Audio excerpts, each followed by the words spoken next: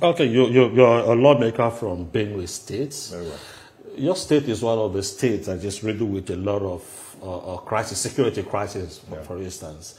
How has been the intervention, and what role are you playing as a lawmaker to bring the issues in Benue State to the fore for them to be dealt with?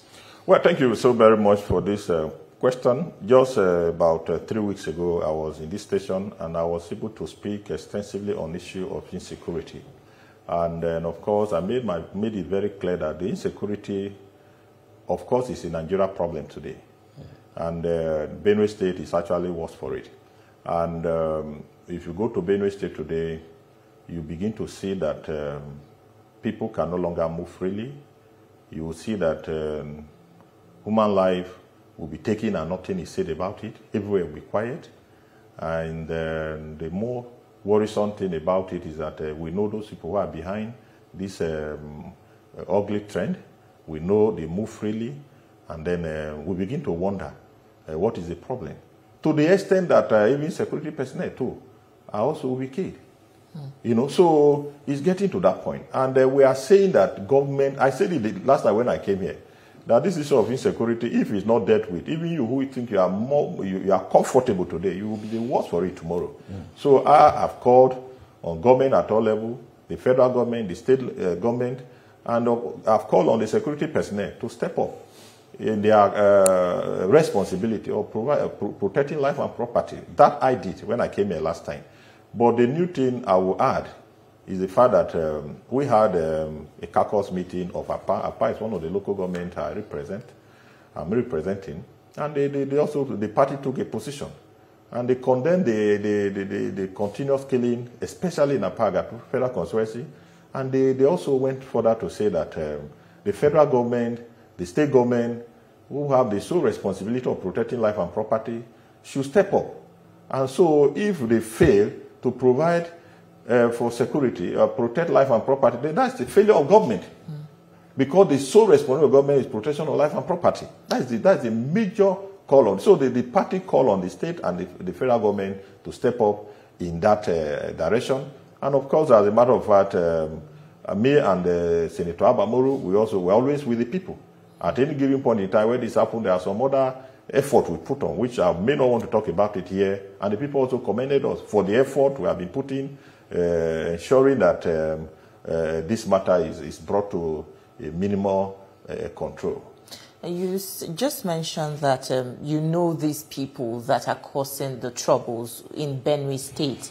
And I was present at a press conference where Abamoru also briefed, calling on the state governor in particular to step up to the occasion and resolve the crisis. I would like to know, are you saying that the governor is not concerned enough about the crisis happening within the state? Is he too relaxed? Is there lack of political will, to resolve the crisis within Benue State? So let me be very frank to you.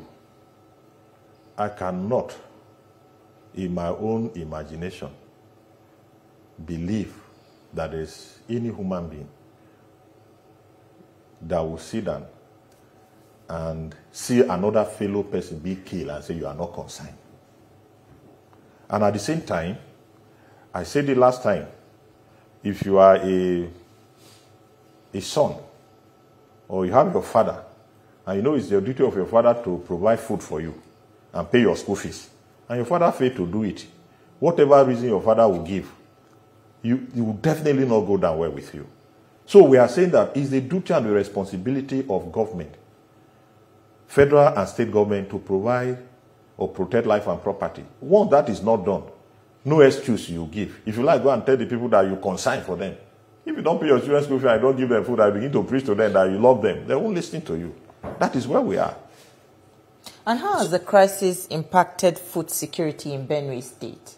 I can tell you that the level of hunger in the state is enormous, and you should know that Benue State is the food basket of the nation, and the proximity to Abuja. We supply food here. 3 hours, 2 hours, you're already in Agatu. And we are known for rice farming, yam, and all of that. People no longer go to farm. And the danger for that, of course, you see for yourself the rate in which the inflation of food item in this country, and this is just the beginning. So it's actually another threat of it. It's an independent threat to life, because people are getting to a point that you have your money, you can't see food to buy.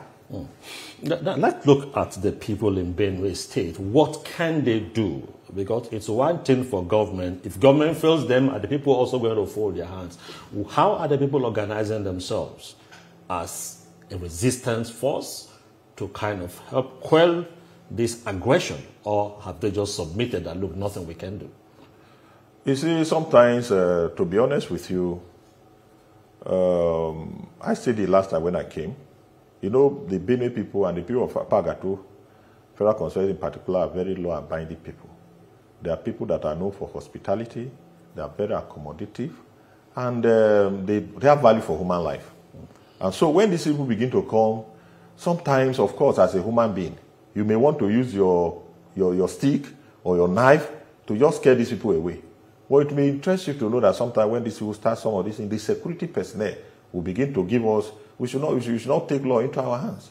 People should have confidence. So I can tell you for free that sometimes you see some of these boys with just some of these little weapons to protect themselves. You see security personnel coming after them and all of that. And these are some of the issues we're also trying to deal with. And I said it the other day, if the government and the security personnel don't have capacity to protect the people, they should just give the people the signal, so that everybody should look for a way of protecting himself. After all, self-defense is allowed in the Constitution of Federal Republic of Nigeria. You should not sit down and fold your hand and then somebody will come to your own house, come to your own land and then take everything and take your wife and your children.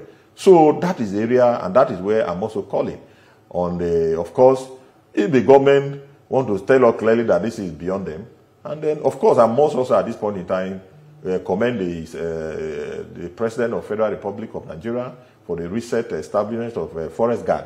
And I want to say that let things localize it in the area of recruitment. You should allow those people who stay within their community to be part of that Forest Guard. Because some of these herdsmen, when they come, they usually stay in the forest. They come through the bush. So if those structure is put in place, I want to believe, and the indigenous are allowed to be the one to guide their own forest, I can assure you that it will bring succor. And I'll tell you for free that if only the president can do that, I can tell you, he can. If you can do that and use that forest guard to deal with this issue of herdsman attack, and the people begin to have peace, the people of Apagatu will be very happy with him.